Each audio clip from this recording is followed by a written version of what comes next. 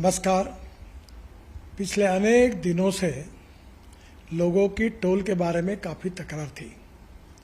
सरकार ने जो निर्णय किया है वो बहुत बड़े प्रमाण पर जनता को राहत देने वाला है, जिसमें 3,000 रुपये में जो पास है साल भर का, उसकी अगर टोल पे किया जाएगा तो उसकी कीमत कम से कम 10,000 से ज़्यादा रुपये का टोल देना पड़ता था, वो केवल 3,000 रुपये में होगा।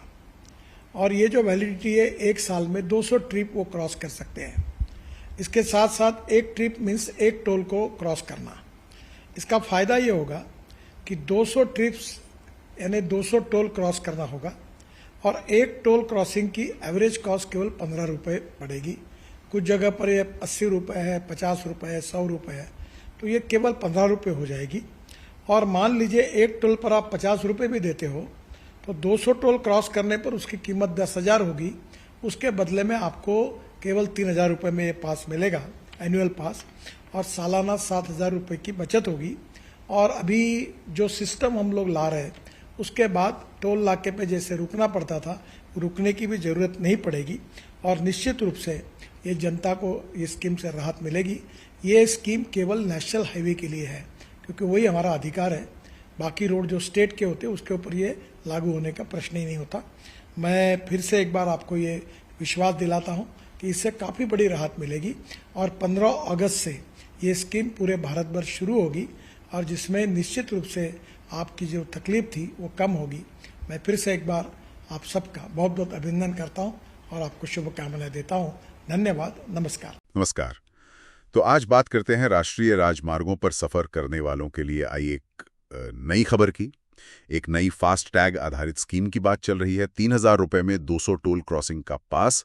सुनने में तो ये काफ़ी अच्छा लगता है, पर क्या ये सच में सफ़र को सस्ता और आसान बना देगा या फिर इसमें कुछ और पेंच है जिन पर ध्यान देना ज़रूरी है? हमारे पास केंद्रीय मंत्री नितिन गडकरी जी की घोषणा और कुछ शुरुआती रिपोर्ट्स हैं, तो चलिए इस पर थोड़ी गहराई से बात करते हैं। ठीक है, तो सबसे पहले ये समझते हैं कि ये योजना है क्या। गडकरी जी ने इसकी घोषणा की है और लागू होने की तारीख है 15 अगस्त 2025।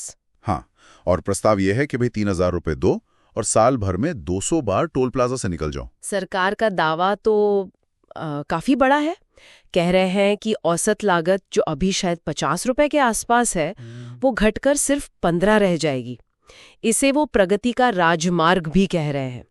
लेकिन सवाल वही है, क्या ये सबके लिए काम करेगा? क्या ये गणित फिट बैठता है? बिल्कुल। और देखिए, दिलचस्प बात यह है कि ये पूरी स्कीम जो है वो मौजूदा फास्टैग टेक्नोलॉजी पर ही बेस्ड है। मतलब RFID टेक्निक वही है, कुछ नया नहीं ला रहे हैं टेक्नोलॉजी में, बस उसी टेक्नोलॉजी को इस्तेमाल करके एक नया पेमेंट का तरीका या मॉडल कह लीजिए वो ला रहे हैं। दावा पुराना ही है कि टोल प्लाजा पर रुकना नहीं पड़ेगा, तो समय बचेगा, ईंधन बचेगा।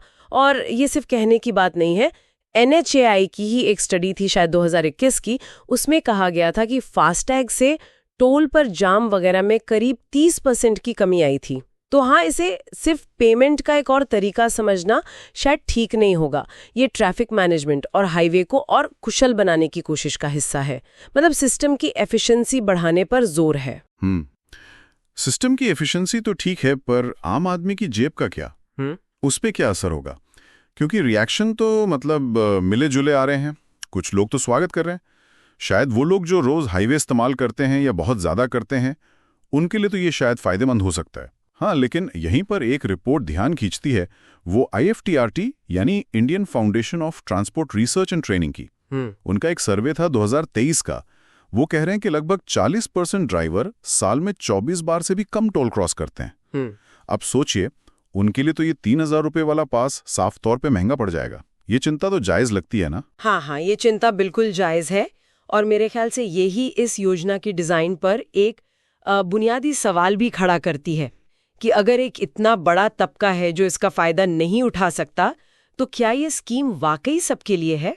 और सोशल मीडिया पर भी देखिए यही बहस चल रही है। लोग पूछ रहे हैं कि भाई सिर्फ 3,000 रुपये का ही ऑप्शन क्यों? कोई छोटा पास क्यों नहीं? मान लीजिए 1,000 रुपये का या 550 रुपये का, कम यात्राओं के लिए, ताकि थोड़ा लचीलापन रहे। ये थोड़ा वैसा मामला लग रहा है कि वन साइज फिट्स ऑल वाला फंडा शायद यहाँ काम ना करे। और बात सिर्फ कीमत या कितने लोग इस्तेमाल करेंगे यहीं तक नहीं रुक रही है, सही कहा ना? कुछ और भी गहरे सवाल उठ रहे हैं। हाँ बिल्कुल, ये बहस अब टोल टैक्स के मतलब मूल सिद्धांत तक जारी है।